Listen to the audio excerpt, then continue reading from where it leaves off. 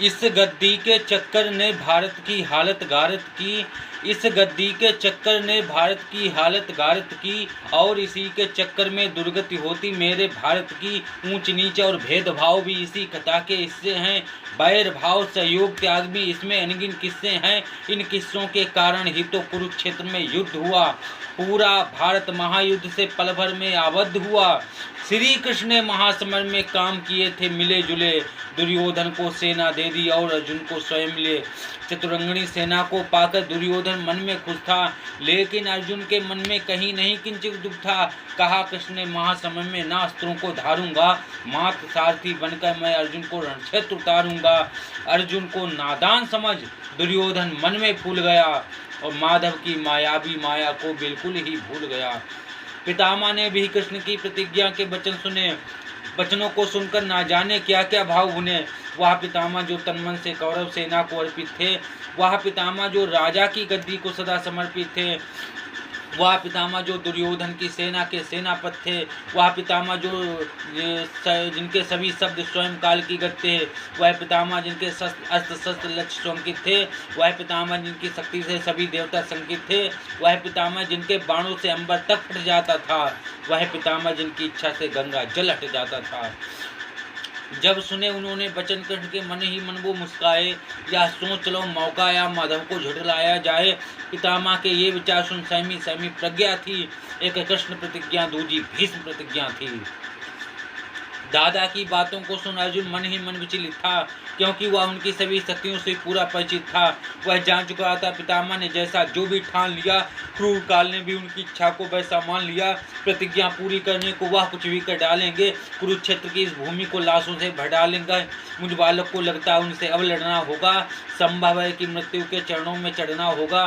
विचलित अर्जुन के मस्तक पर उभर उठी चिंता रेखा।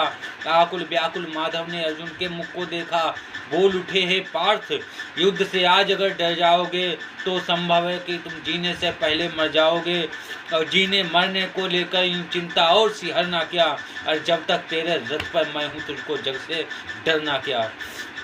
माधव की बातों को सुन अर्जुन में शक्ति संचार हुआ, कांधे पर गांडीव सजा हुआ लड़ने को तैयार हुआ। महासमय में अनेक वीरों ने प्राणों की आहुति दी। पितामह ने अर्जुन को देखा, अपने रथ की धीमी गति की, रथ को रोका और रोकते ही पहले ये काम किया। माधव को देखा, मुस्काया और झुककर उन्हें प्रणाम किया।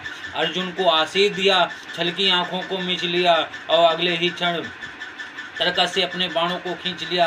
उठा धनु, खींचा बाण, जब खींचा जब प्रत्यंचा को, बिजली कड़की, सैनिक बोले डर करके भागो भागो। पितामह के बाणों से अंबर आतो उठा फट जाने को, रत्नाकर से उठी हिलोरी नील गगन छू जाने को, शैल शिखर भी ध्वनि तरंगों से टकराकर गिरते थे। लगता था कि वहाँ काले बादल गिरते थे। पितामह के बाणों से पूरा भूमंडल डोल उठा। प्रत्येक योद्धा महासमर में हर हर बम बम बोल उठा।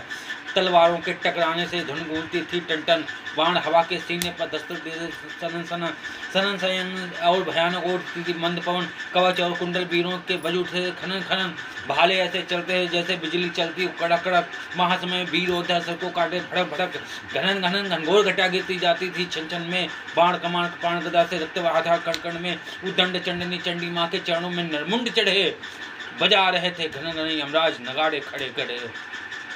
इस भीषण रण से ज्वाला की बढ़ती जाती थी बढ़कन। पितामह के लोहित लोचन देख बड़ी दिल की धड़कन। पितामह के जो आगे जो भी आया पद उसका तत्काल हुआ। उसी वीर की सोनी धारा से तल भूखा लाल हुआ। इतना रक्त पिया धरती ने और नहीं पी सकती थी। बहे लहू की धारा नदियाँ बनकर बहती थी।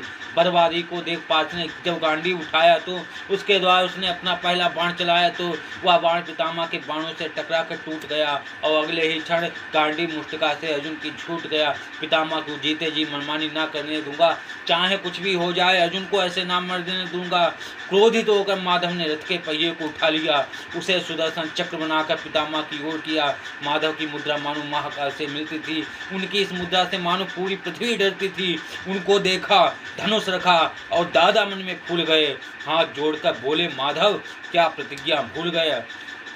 पितामह की शक्ति की हालांकि बड़ी महत्ता थी, पर पर माधव की शक्ति में तीनों लोगों की सत्ता थी। वह कान्हा जिनके पैदा होने पर माया छा जाती हो, सभी सैनिकों को पहरे पर ही निद्रा आ जाती हो, ताले बेड़ी और द्वार खुद ही खुद खुल जाते हो, शेषनाग जिनकी रक्षायत अपना फन फैलाता हो, दुष्ट कंस की काया का जो पल भर में मर्दन कर दे, नाग कालिया के फन पर ठुमर ठुमर नर्तन कर दे, जिनका चक्र सुदर्शन रव की गाथा को खुद कहता हो, तीनों लोगों का बुद्धि बल हो जिनके अंदर रहता हो, सुंदर सहिता हो, संग सुमन सागर हो, अगम अगोचर आदि खंडी और आखर हो, जिस परमपिता परमेश्वर की शक्ति का कोई अंत नहीं, जिसके आगे कोई प्रश्न कभी भी राह ज्वलंत नहीं, उस परमपिता परमेश्वर को पितामह ने कैसे डरा दिया, यह बात असंभव है। पर भक्ति ने भगवान को हरा दिया। पितामह को अपने जीवन से हो चुकी व्यक्ति थी, पर माधव में उनकी अटूट आसक्ति थी।